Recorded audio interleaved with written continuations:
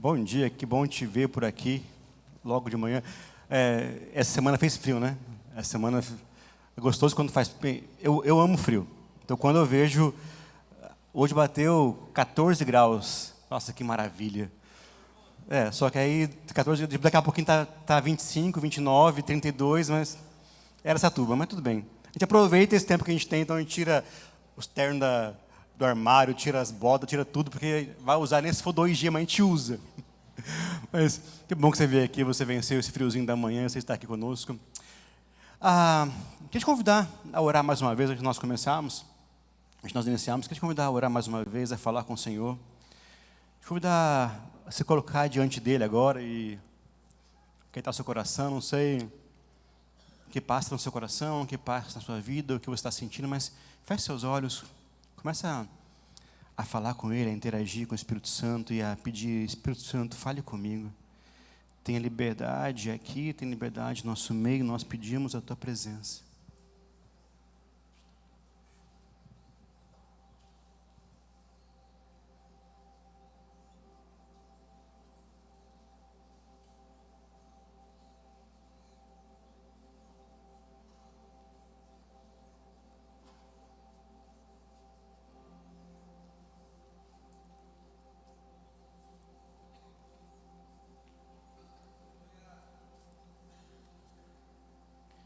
Senhor, nós te louvamos, ó Pai, nós te entonizamos. Nós te pedimos, ó Pai, venha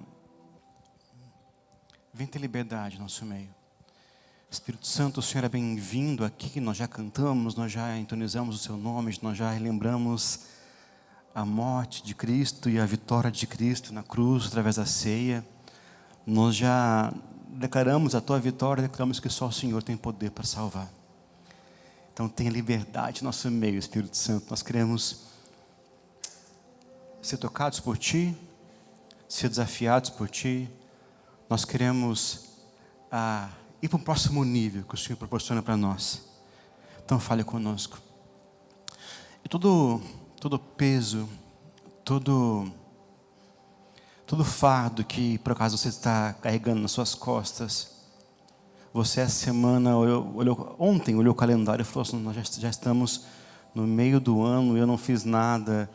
E a sensação que você sentiu ontem de manhã foi uma sensação de incapacidade. E você teve um peso sobre as costas e você passou o dia de ontem muito mal por conta disso. Eu quero sobre você agora colocar o fardo de Jesus e o seu fardo colocar aos pés da cruz, e sobre você um renovo, um refrigério, sobre você um óleo fresco, sobre você um novo tempo da parte de Deus. Eu quero sobre a sua casa, sobre a sua família, eu quero sobre os seus negócios. O Senhor vai te surpreender, o Senhor vai abrir portas que você não esperava. Eu declaro, eu creio em fé. Então, uma tranquilidade, um descanso, um fôlego. Essa era a palavra que você pedia para o Senhor ontem, sobre a sua vida, em nome de Jesus. Amém, Jesus. Amém. Amém. Estamos nossas mensagens. Hoje nós estamos na nossa 6ª mensagem da série Uma Vida com Propósitos. Se você não tem o livro ainda, se você não comprou o livro, nós temos o livro lá na nossa livraria, então vale a pena você ler o livro. É um por dia, você ali em 42 dias, você lê, você faz a leitura do livro, e algo que vai te impactar de maneira muito profunda. Nós falamos já sobre várias coisas, mas queria que você lesse comigo o primeiro versículo, o versículo que norteia essa série, está lá em Colossenses capítulo 1, versículo 16. Vamos ler junto? Lê comigo, Colossenses 1,16. Pois nele foram criadas todas as coisas, nos céus e na terra, as visíveis e as invisíveis, sejam tronos ou soberanias, poderes ou autoridades. Todas as coisas foram criadas por Ele e para Ele. E também Salmo 33, versículo 11, fala assim, lê comigo também.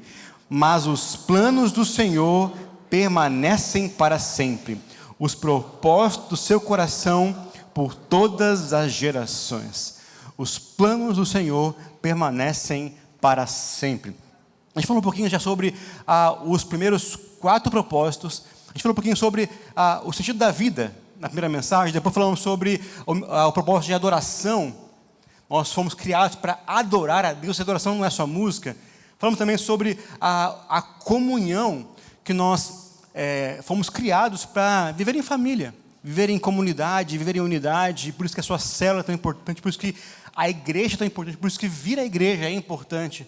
E por mais que nós tenhamos uma comunidade online, o presencial, você fazer parte da família, não substitui, porque você precisa de comunhão, precisa de unidade.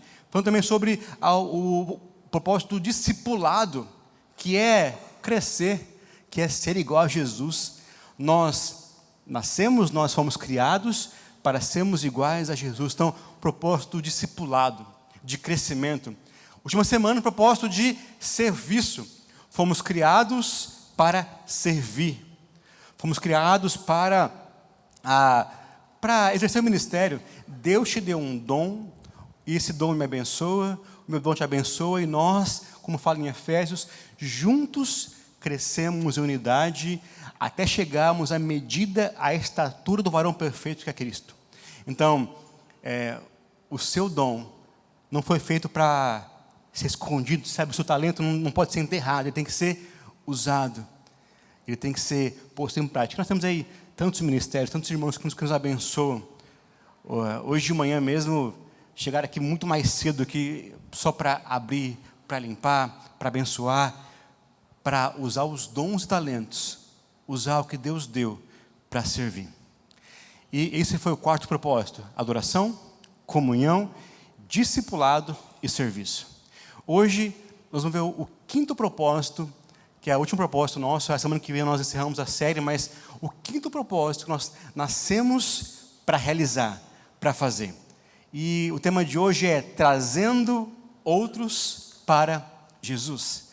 Trazendo outros para Jesus. Lê comigo mais um versículo, por favor. Está lá em Atos, capítulo 20, versículo 24, na versão A Mensagem. Atos 20, 24. Está assim, ó. Lê comigo. O que mais me interessa é terminar o que Deus começou, a tarefa que o Senhor Jesus me incumbiu. Paulo aqui falando, quase no final ali do livro de Atos, que o que ele mais tinha vontade de fazer é terminar a tarefa que o próprio Senhor havia incumbido para ele. A tarefa que Deus começou.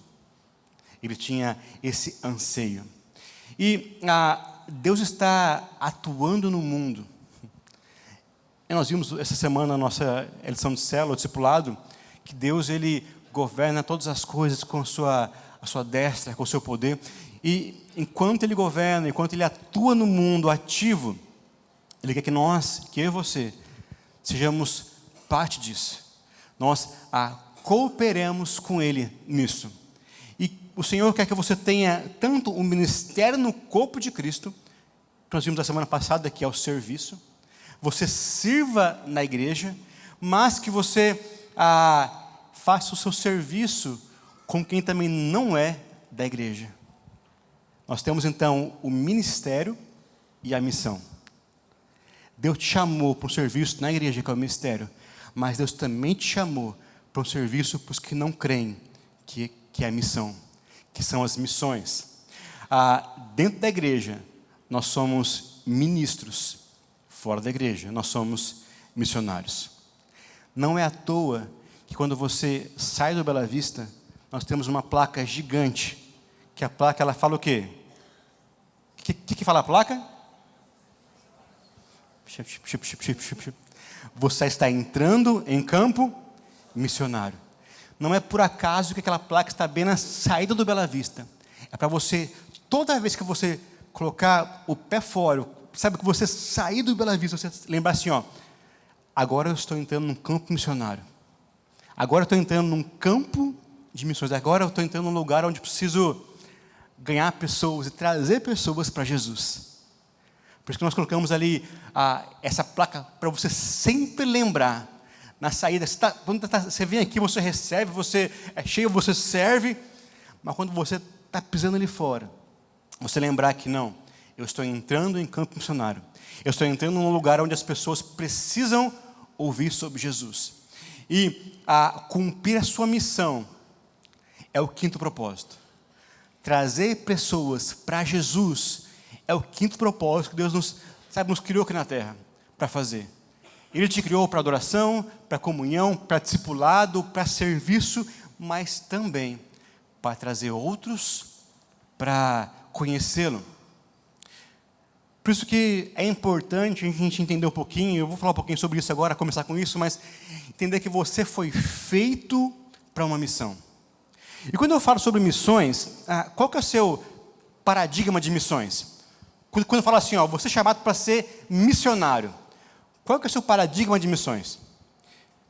Eu cresci nessa igreja, eu cresci, desde criança estou aqui, e quando eu vi a palavra missionário, eu lembrava daqueles cultos que nós tínhamos antes, que é missões mundiais, missões estaduais, e nós tínhamos os missionários na África, os missionários na Índia. E missionário para a gente era aquela pessoa que ia para a África e vivia sem nada. Isso era a minha visão de missões. E, na verdade, talvez seja também a sua visão de, quando eu falo missionário, que vem para você a Maria de Calcutá. Porque é aquela pessoa que doou tudo, deu tudo, vive no meio do nada, vive sem condições, doando a vida para uma comunidade. Está errado? Não. Está totalmente certo? Também não. Isso é missões, mas não só isso é missões. Eu lembro que, desde criança, a gente tinha um medo do chamado missionário. A gente tinha um medo de, assim, às vezes, pregar sobre missões e vai que Deus me chama para ser missionário lá no, sei lá, aonde. Vai que Deus me chama para ser missionário, para largar tudo que eu tenho, para lá, para Conchinchina. O que eu faço? Nós tínhamos esse medo, às vezes, de ouvir sobre missões. Falei, será que é hoje que Deus me chama?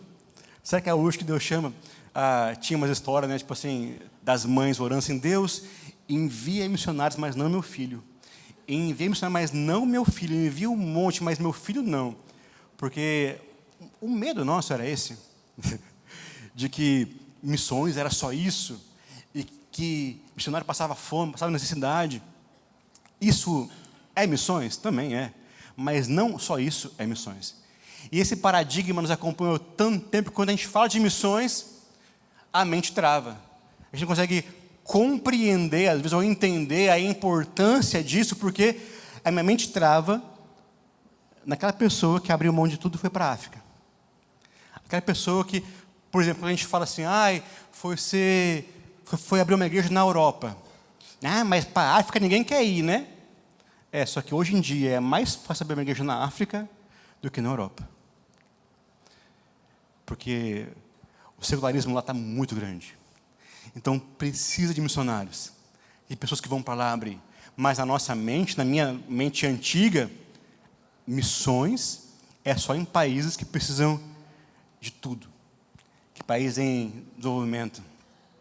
Mas olha o que a Bíblia fala em João capítulo 17, o próprio Jesus ele fala assim, assim como me deste uma missão, ele orando ali, ele fala, Senhor, Pai, assim como o Senhor me deste uma missão, eu dei a eles uma missão no mundo. A palavra missão, ela vem do termo latino que significa enviar, significa mandar, significa, enviar para algo específico. E o mesmo versículo, João 17, na versão viva, ele fala assim, assim como o Senhor me enviou ao mundo, eu estou os enviando ao mundo. Assim como Jesus foi enviado, Ele me envia e te envia ao mundo. E a nossa missão na terra é apresentar Jesus, é apresentar o plano de salvação, é atrair pessoas para Ele. Paulo fala em Timóteo que o desejo de Deus que todos os homens se convertam e cheguem a Jesus. E para isso, Ele conta comigo e conta com você. Fala, Diego, mas eu não tenho o dom de missionário. Eu não tenho um dom de evangelismo. Eu também não tenho. Não tenho. Sabe esse dom de chegar numa rodinha, conversar, falar? Não tenho. Você quer... Fala com o Haldeman. Sabe? É nítido. Assim, você sabe que ele tem um dom, porque onde ele chega, ele atrai pessoas, ele fala pessoas. A pessoa nunca ouviu de Jesus. Ela sai de lá, ela recebeu Jesus, ela orou por salvação, orou por cura, sempre teve aconselhamento, saiu de lá batizada, com o próximo batismo e a célula já marcada. Se fosse eu, no máximo que sair é com o nome da pessoa, o máximo. Mas não é porque você não tem o dom que você não tem que fazer, porque você nasceu para isso. Deus te deu uma missão, e a missão é anunciar o nome dEle. A missão é continuar a obra que Ele começou. Ele começou, Jesus, Ele veio ao mundo, Ele começou uma obra que é anunciar o reino. Aí Ele fala para a gente assim, agora vocês têm a incumbência de anunciarem o reino. Paulo, ele fala lá em Atos 20, o mesmo versículo que eu li, mas agora outra versão, fala assim, o importante é que eu complete a minha missão e termine o trabalho que o Senhor Jesus me deu para fazer. E esta é a missão, anunciar a boa notícia da graça de Deus. O próprio Jesus, quando ele está indo para os céus, ele chega, ele reúne os discípulos, ele fala assim em Mateus 28, então Jesus aproximou-se deles e disse, toda a autoridade me foi dada no céu e na terra, portanto vão e façam discípulos de todas as nações, batizando-os em nome do Pai, do Filho e do Espírito Santo, ensinando-os a obedecer tudo que eu ordenei a vocês, e eu estarei sempre com vocês até o fim dos tempos. Nós amamos esse final, né? E eu estarei convosco. Jesus está comigo. Ele está com você, se você fizer o que Ele falou. A gente gosta de pegar só a parte da promessa, né? A parte daquele requisito, do que eu preciso cumprir, a gente não gosta. E Jesus está conosco, se nós fizermos o que Ele falou, que é ir por todo o mundo, ir por todas as nações, pregar o Evangelho, batizar, ensinar. Esse texto nós chamamos de grande comissão.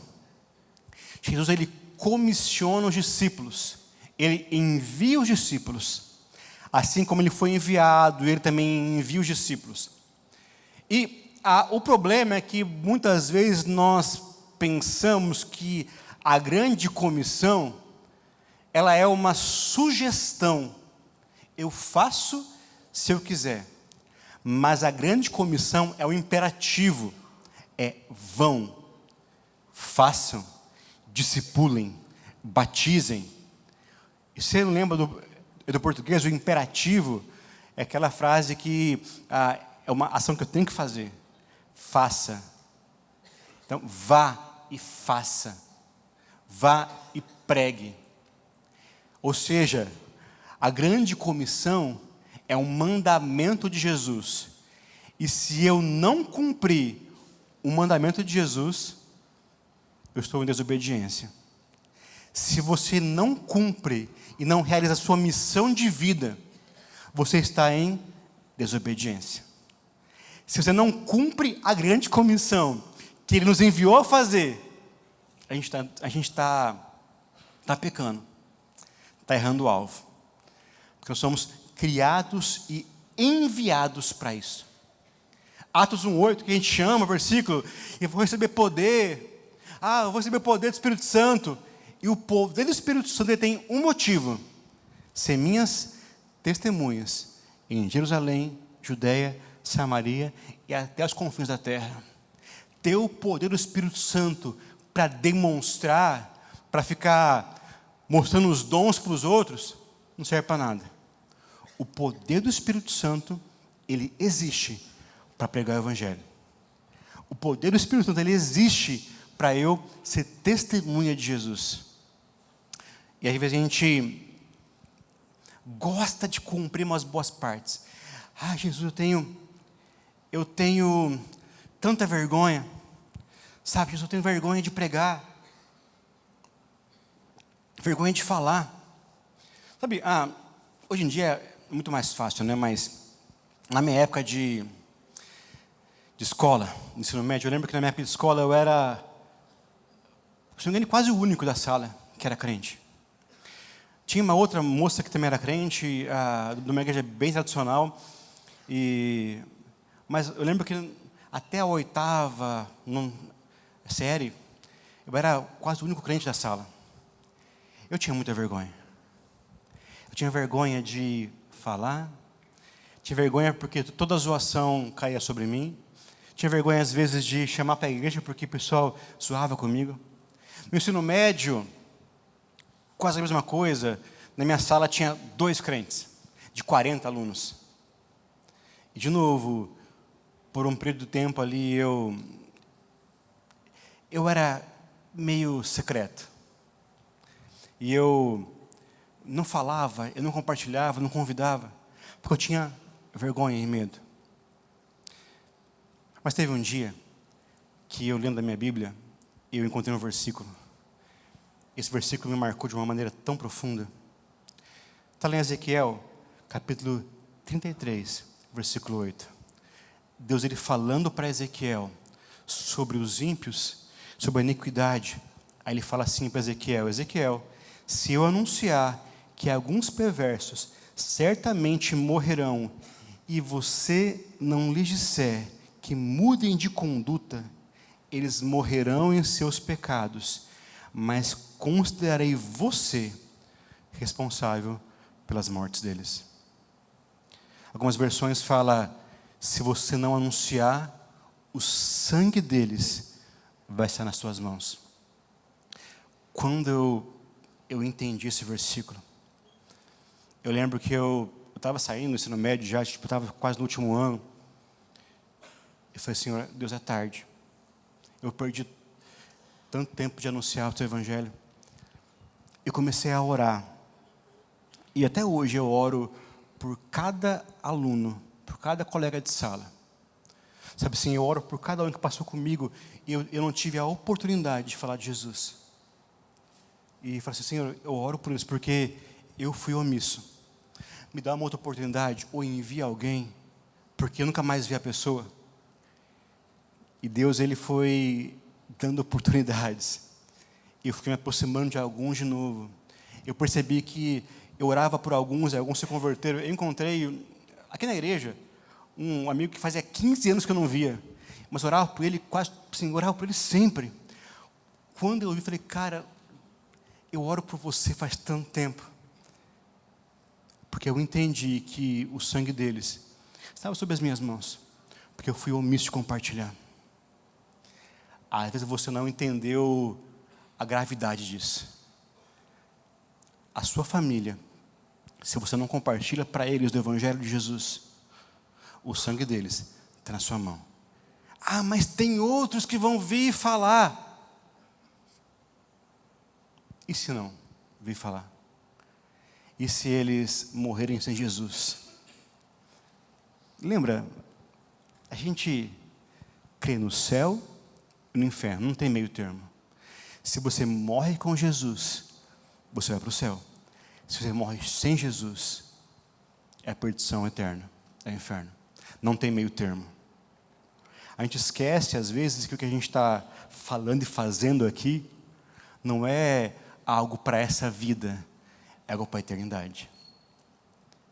E Deus fala para Ezequiel: Ezequiel, se você não pregar, o sangue deles vai estar nas tuas mãos. Quantas pessoas você perdeu a chance de falar de Jesus e já se foram? Eu conheço algumas. E até hoje meu coração se dói, porque eu perdi a chance de falar para eles. Então, além de ser uma incumbência, é uma responsabilidade, porque nas tuas mãos está a vida de muitas pessoas.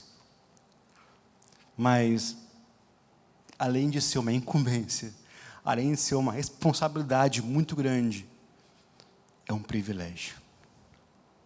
E essa é a parte mais gostosa, porque Deus fala que nós somos cooperadores dele. Paulo fala, lá em Coríntios, que nós somos cooperadores, e Deus nos deu esse privilégio do ministério da reconciliação. A Bíblia fala em 1 Pedro que os anjos, eles anelam por isso. Eles queriam tanto fazer, mas Deus nos deu esse privilégio. Por mais que seja uma ordenança, por mais que seja uma responsabilidade muito grande, é um privilégio. Porque Deus te chamou de cooperador. Deus te deu um trabalho, falou assim, você trabalha comigo, você é meu cooperador, a gente está junto nessa. E eu conto com você. Então é um privilégio eu poder compartilhar as boas novas.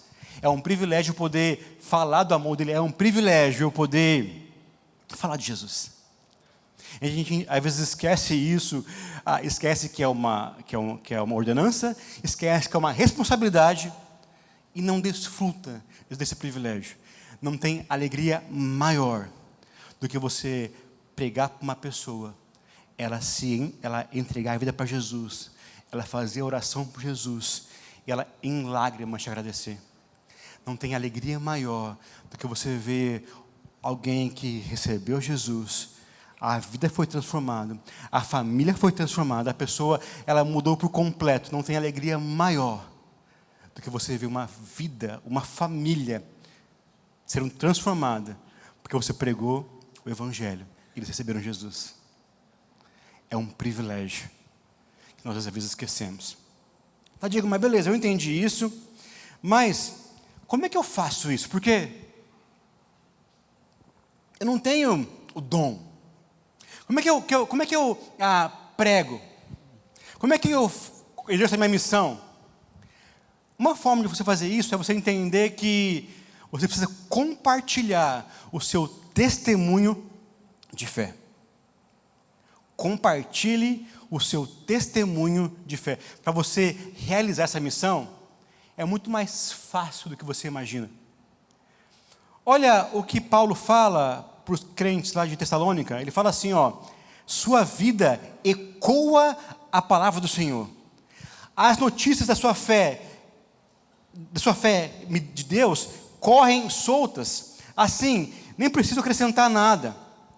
A vida de vocês é uma pregação. A vida de vocês é uma pregação. Quando você se tornou cristão, você virou mensageiro de Deus. A sua vida é a maior mensagem. A sua vida, ela carrega uma mensagem. Tudo que você faz, leva o nome de Jesus. Paulo fala lá em Coríntios, quer comais, quer bebais, quer façais qualquer outra coisa, façam para a glória de Deus. Tem uma frase, e eu creio nela, mas para mim ela é meia verdade, que fala assim, pregue, se preciso for, use palavras. Por que ela é meia verdade? Eu vou explicar já, mas a sua vida tem que pregar Jesus. A sua conduta tem que falar sobre Jesus. O seu modo de viver tem que demonstrar, tem que ser uma pregação sobre Jesus. E testemunhar Jesus é você falar aquilo que recebeu. O cego lá em João, quando foi curado por Jesus, ele foi indagado, quem que é que te curou? Aí ele respondeu lá em João 9:25, se é pecador eu não sei. De uma coisa eu sei, eu era cego, agora vejo. Ele testemunhou o que ele experimentou na vida dele. Eu falei agora há pouco em Atos 1:8, Deus nos chamou para sermos testemunhas dele. É falar do amor, é falar do que nós vimos. Lembra num tribunal? Nós temos o juiz, nós temos o advogado, nós temos a testemunha. A testemunha, ela serve para falar o quê? Meritíssimo, eu estava lá no dia tal e eu vi. Eu estava lá. Eu presenciei. A gente às vezes está invertendo os valores. Tem muita gente querendo ser advogado de Jesus. E querendo advogar em nome dele. Mas Jesus não te chamou para ser advogado. Te chamou para ser testemunha. Testemunha fala do que ele viu, do que ele experimentou, do que ele passou. Advogado, nós temos um que é Jesus. E ele que é nosso advogado fiel. Eu e você somos chamados para sermos testemunhas. Mas tem uma matéria, Diego, que chama apologética, defesa da fé. Isso. Defender a fé é uma coisa. Querer ser advogado e querer pôr o dedo na mão das pessoas e querer ser promotor, na verdade, muitas vezes, é outra. Deus te chamou para ser testemunhas. C.S. Lewis, ele fala assim, Deus nos chamou para sermos testemunhas e não advogados. É uma frase, mas muitas vezes nós estamos querendo ser advogado de Jesus, querendo ficar batendo com as pessoas. Não. Você quer pregar Jesus para alguém? Não precisa ficar querendo provar que ela está errada. Faz o seguinte, conta o que aconteceu com a sua vida. Fala assim, a minha vida antes de Jesus era tal. Eu percebi que eu precisava de Jesus por causa disso. Eu me comprometi com Jesus e eu fiz um compromisso com Ele. E agora minha vida mudou por completo. Seu testemunho em 4 pontos. Como que eu era? Como que eu percebi que eu precisava de Jesus? Como que eu me entreguei a Jesus? E como eu sou agora? Diego, mas você falou agora há pouco que pregue e se preciso for use palavras. Então eu posso não falar nada? Não.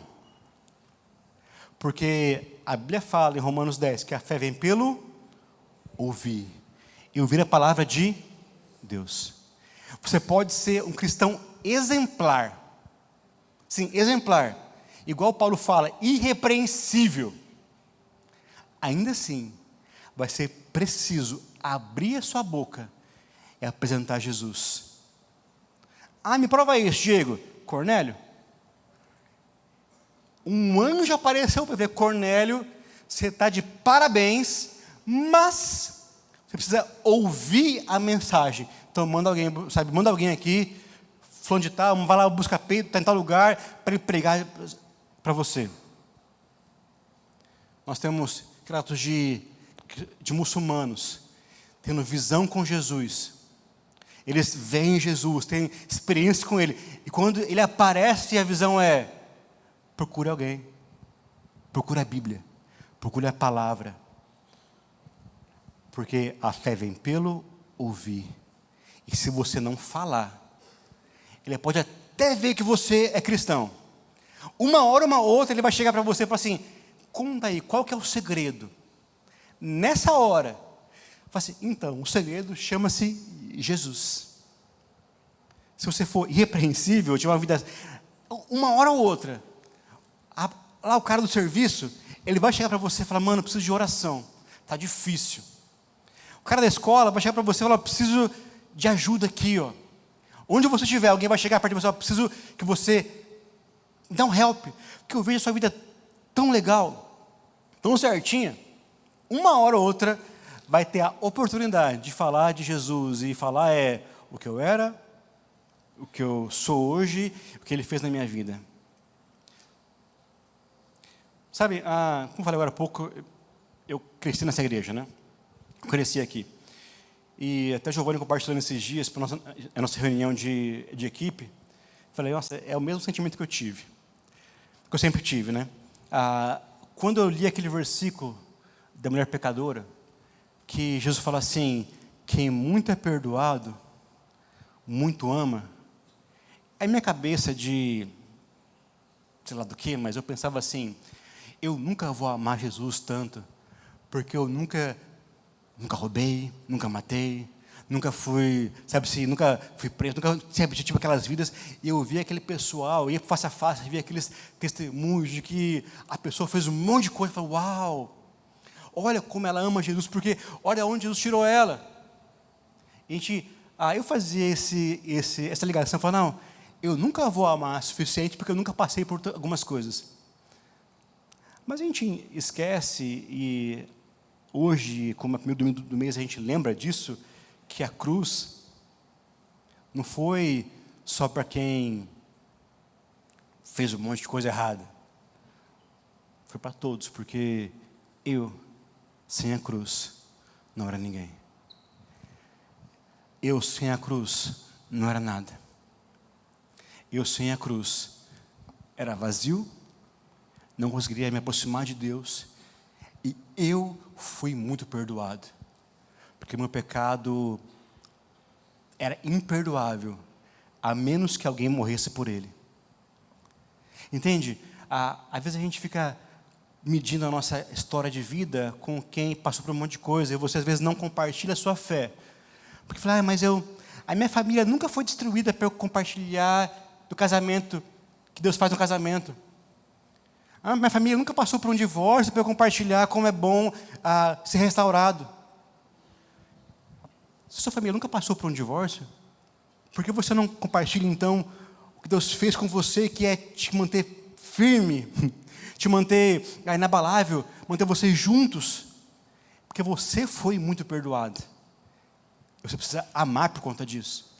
Sem Jesus, a gente estava indo para o inferno. Sem Jesus, nós não tínhamos comunhão com Deus. Mas agora com Ele, nós podemos entrar, podemos adorar, podemos chegar, podemos, ter intimidade com o Pai, porque Ele nos amou, Ele nos perdoou. Paulo, ele fala assim, em Coríntios capítulo 3, versículo 3, vocês demonstram que são uma carta de Cristo, resultado do nosso ministério, escrita não com tinta, mas com o Espírito Santo de Deus. Vocês são cartas de Cristo. O povo lê a vida de vocês. Paulo fala para os crentes de Coríntios. Sabe, quando as pessoas olham para nós, o que elas veem? Quando eu dou aula no TLC, eu sempre falo, né? A gente está numa igreja hoje que nós somos conhecidos na cidade. A fala diz, só porque vocês são pastores e estão em cima, né? Também, a gente chega em qualquer lugar, às vezes a gente estava em outra cidade, chega, pastor, tudo bem? Tudo bem. Tipo, não dá nem para disfarçar, nem para fugir. Mas beleza. Mas não é só porque nós somos pastores, que a gente está em evidência aqui, mas você como líder de célula, você como membro da Amor e Cuidado, você chega num lugar, o seu carro tem um adesivo ali, guardado por Deus. A minha esposa que fala, né, que eu sou muito bom no volante. Segundo ela, eu dirijo muito bem, né?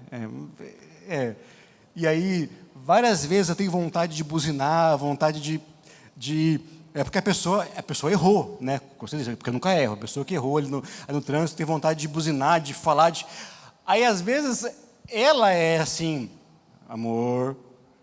Às vezes ela dá uma de Espírito Santo, sabe assim, né? Mas quando ela está no carro, eu lembro assim, eu tenho o símbolo do Amor e Cuidado aqui atrás.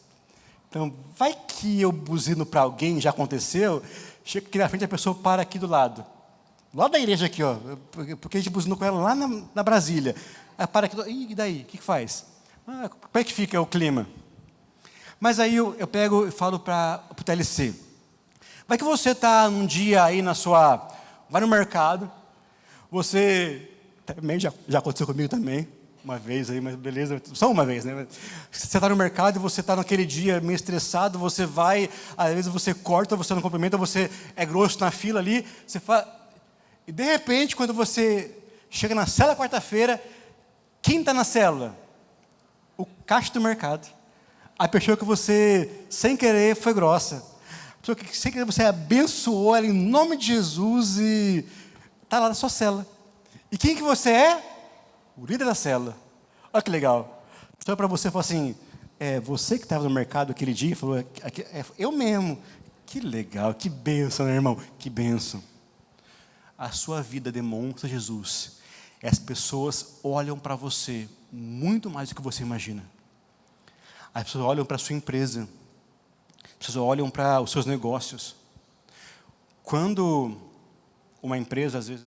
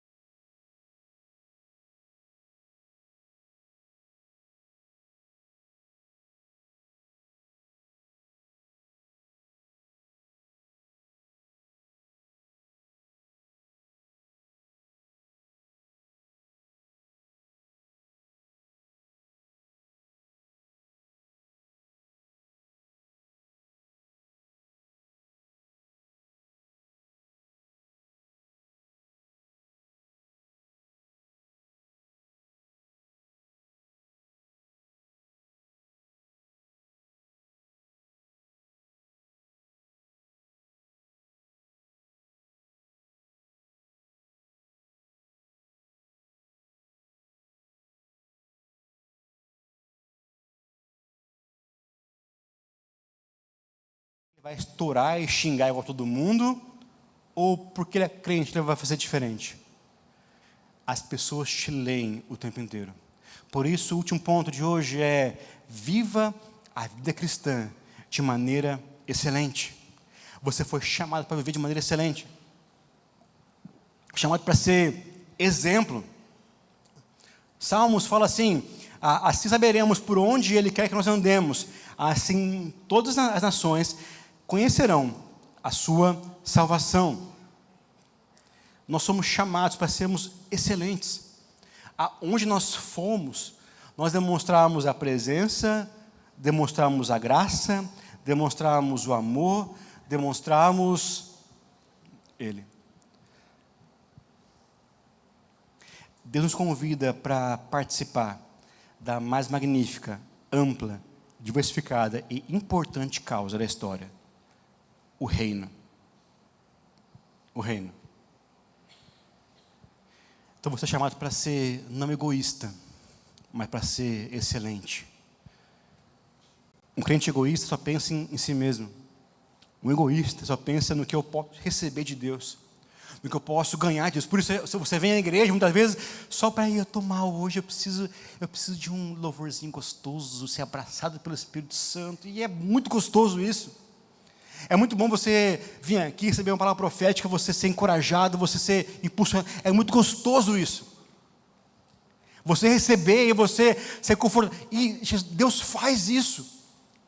Mas nós somos chamados não para sermos apenas egoístas, mas para sermos excelentes. Para ser excelente, você sair ali da porta, e quando você lê, eu estou entrando em campo missionário, fala assim: o que eu recebi aqui, eu vou compartilhar amanhã. O que eu recebi aqui, eu vou compartilhar na terça, na quarta. O que eu recebi aqui, eu vou chegar amanhã de manhã, porque eu sei que um amigo meu precisa tanto de Jesus. Você começa a ser excelente, porque você para de pensar somente em você e pensa nos outros. Sabe, quando começa a pensar nos outros, fica fácil eu compartilhar o Evangelho. E fica fácil eu lembrar que um dia a grande comissão, ela será consumada. Em Apocalipse capítulo 7, versículo 9, João fala assim: depois disso olhei, e diante de mim estava uma grande multidão, que ninguém podia contar, de todas as nações, tribos, povos e línguas, de pé, diante do trono do Cordeiro, com vestes brancas, e segurando palmas, e clamavam em alta voz: a salvação pertence ao nosso Deus, que se assenta no trono. Todos os anjos estavam em pé ao redor do trono, dos anciãos e dos 4 seres viventes, e se prostravam com o rosto em terra diante do trono e adoravam o Senhor, dizendo: amém, louvor e glória, sabedoria, ação de graças, honra, poder e força, seja nosso Deus para todos sempre, amém. Sabe, vai chegar um dia que você vai chegar no céu perante o Senhor. E a pergunta que eu queria te fazer é: quando você chegar no céu, será que vai ter alguém lá que foi por sua causa? Será que vai ter alguém lá que vai chegar até você e te agradecer porque você pregou para ele o Evangelho? Será que quando chegar no céu vai ter alguém que vai olhar para você e falar assim: obrigado, porque você mudou a minha vida, por sua pregação, eu fui salvo? Sabe, eu queria, mas ele está dando aula na membresia, mas já falei isso mais de uma vez. Eu sou grato a Deus, sabe, pela vida do pastor Eliezer. Porque há 30 anos atrás, ele ia na loja do meu pai, quase todo dia. Ele ia, ele insistia para o meu pai: vamos na igreja? Vamos na igreja? Vamos na igreja? Várias vezes ele ia lá levar aparelho da igreja para arrumar. Ele ia lá todo dia na loja do meu pai: vamos para a igreja? Meu pai, alcoólatra, e de tanto o pastor ia chamar: vamos um dia, eu vou nessa igreja um dia. Eu tinha 3 para 4 anos de idade. Pela pregação do pastor Eliezer, Meu pai se converteu. Minha família se converteu. Eu e minha irmã crescemos na igreja. Eu recebi meu chamado pastoral. A minha irmã recebeu o chamado. Sabe? E eu sei que cada pessoa que eu abençoo hoje, às vezes dando uma aula, às vezes pregando, às vezes compartilhando, está na conta dele. Porque ele um dia pregou para mim. Será que você também tem alguém na sua vida que você pregou o evangelho e ela se converteu?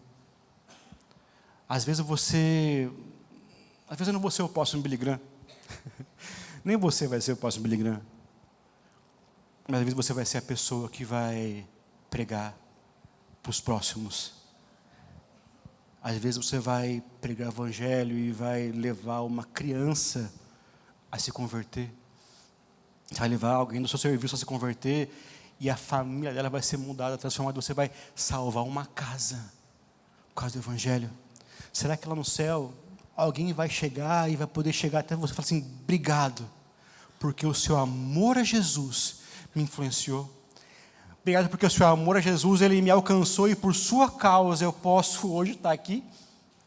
Sabe, viva Jim Elliot, um missionário, assim, viva de tal maneira que quando chegar o momento de morrer, não tenha mais nada para fazer, senão morrer.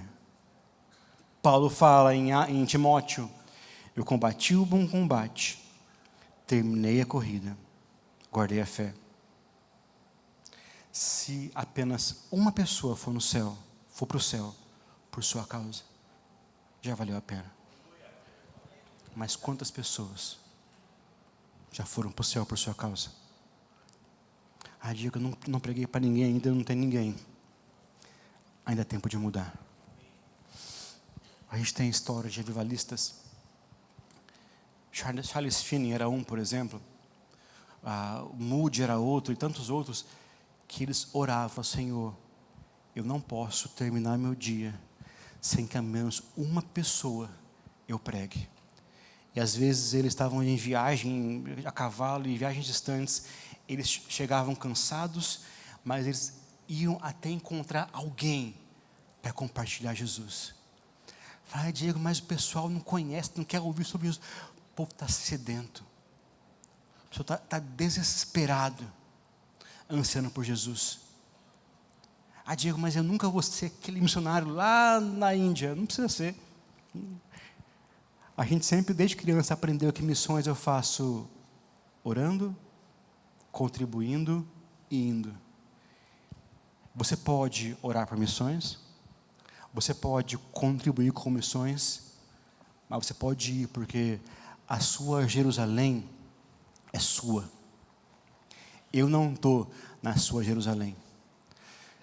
Abacuque, para encerrar, Abacuque fala assim que toda a terra se encherá do conhecimento da glória do Senhor, assim como as águas cobrem o mar.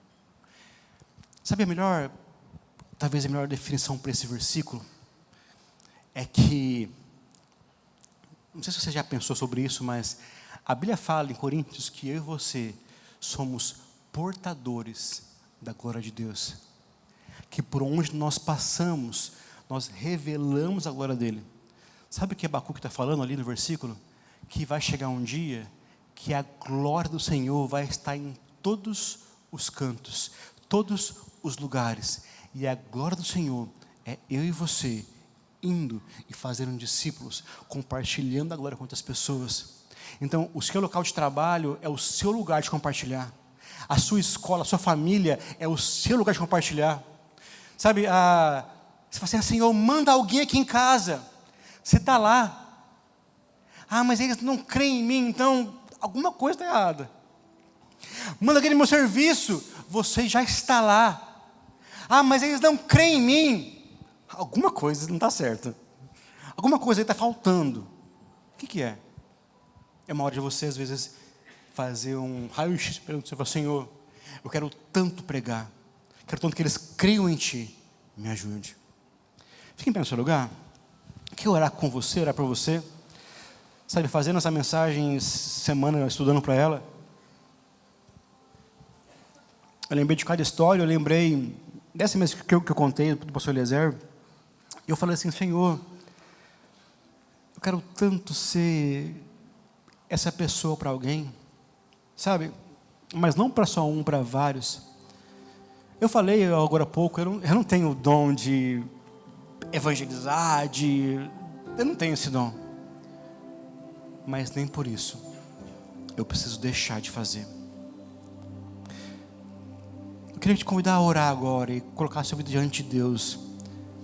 Orar e falar com Ele. Eu queria te desafiar a fazer um compromisso com Ele. Sabe, se você não ama missões, se você não ama falar de Jesus, então você não entendeu o Evangelho. Se você não ama missões, você não entendeu o Evangelho. Porque o Evangelho é o poder de Deus para a salvação daquele que crê. Eu queria te convidar a fazer hoje um compromisso com o Espírito Santo. Fala: me ajuda, Espírito Santo, a pregar o Evangelho, me ajuda a levar pessoas para Jesus. Eu queria te convidar a você fazer esse compromisso com Ele. Aí onde você está mesmo, você falar com Ele, falar: Espírito Santo, eu quero realmente pregar, eu quero que pessoas eles conheçam a Ti através da minha vida. Então eu queria te convidar nesse momento a você fazer esse compromisso, a você se levantar para Deus nesse lugar, sabe, e se comprometer com Ele.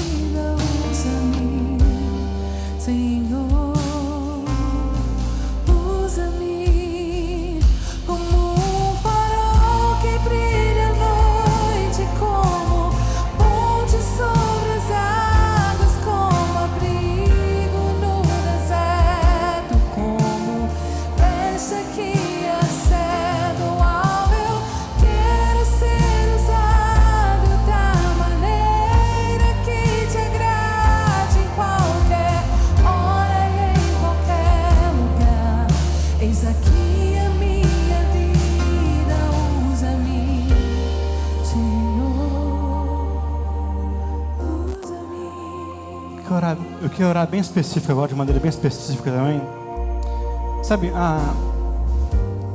eu já compartilhei mais de uma vez, mas o meu chamado para Jesus não foi um culto específico, não foi... Eu lembro de um culto, sim, que eu tomei a decisão e eu fui até a frente e eu me ajoelhei. Mas meu chamado foi quando eu percebi que lá em Isaías capítulo 6, Deus falava assim: a quem enviarei, quem há de ir por nós? E Isaías falou assim: eu. Então eu costumo dizer que o meu chamado foi mais ou menos assim: Senhor, eu estou aqui, estou disponível para o Senhor. Eu senti essa manhã, quando estava orando pela mensagem, falei: Senhor, eu queria orar por algumas pessoas aqui em específico. Então eu queria te convidar, se for o seu caso, você vir até a frente. Um desses casos é o seguinte: você... há muito tempo, há muitos anos, você num culto de missões ou no culto da igreja, você já se comprometeu com o chamado do Senhor, e você foi à frente naqueles cultos, você chorou, você se entregou, e você por mais de uma vez já falou: Senhor, eu estou aqui para cumprir teu chamado, mas você hoje sente que não está 100%, você não está conseguindo cumprir, ou você não está conseguindo cumprir, ou você engavetou esse seu chamado, você não mais se realizou. Eu sinto assim que algumas pessoas realmente, você fez esse compromisso com Deus há muito tempo atrás, e você colocou na gaveta esse seu chamado, você colocou na gaveta sua missão, e você não está conseguindo cumprir ela. Eu quero te convidar a você vir aqui na frente novamente hoje para se comprometer com o Senhor. Então, esse é o primeiro caso que eu sinto algumas pessoas assim. Outro caso, outra situação. Enquanto eu falava, você também seu coração foi incendiado. Você não sabe como, não sabe porquê, mas você fala: Senhor, eu tenho algo específico para cumprir. Eu tenho um chamado específico. Eu não sei o que eu preciso fazer, mas você sente que você precisa se mover, você sente que você precisa se mover porque tem algo maior que você precisa realizar. Fala, Senhor, eu não sei por onde começar, mas eu sinto que eu preciso me entregar para realizar algo maior. E a minha impressão é que o seu coração ardia e queimava, e não era assim, Senhor, eu quero viver, mas eu não sei como. Eu quero viver, eu quero me lançar, eu quero cumprir. E você teve alguns relances e se viu pregando para pessoas, e por um momento você viu isso e falou assim: não, isso não é para mim, isso não, eu nunca vou conseguir chegar nesse nível. É o Espírito Santo te comissionando.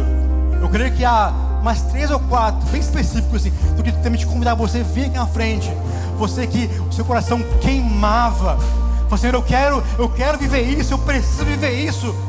Porque você, na verdade, você viajou, você nem ouviu o que eu falei, porque a sua mente foi longe. Você se viu em lugares, em palcos, em lugares específicos. Você se viu compartilhando em várias posições. E, Senhor, Espírito Santo, queime agora e traga à frente. Meu último convite para você essa manhã é: você às vezes estava aqui essa manhã, você veio aqui essa manhã, e você nunca entregou a sua vida para Jesus. Eu sei, eu estou falando sobre missões, falando sobre você pregar, mas às vezes você nunca se entregou para Jesus. Eu quero te convidar a você também tomar essa decisão. Nós temos aqui alguns cartazes na frente com o pessoal.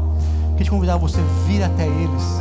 Você, sabe, se você quer tomar essa decisão de se entregar para Jesus essa manhã e falar: minha vida, ela tá ruim, ou minha vida tá boa, mas eu sei que pode ser melhor ainda, e você quer se entregar para Jesus, vem até a frente também, sabe, se lance a Ele, nos procure. Nós queremos orar com você, nós queremos te abençoar e queremos compartilhar essa graça que nós recebemos juntos.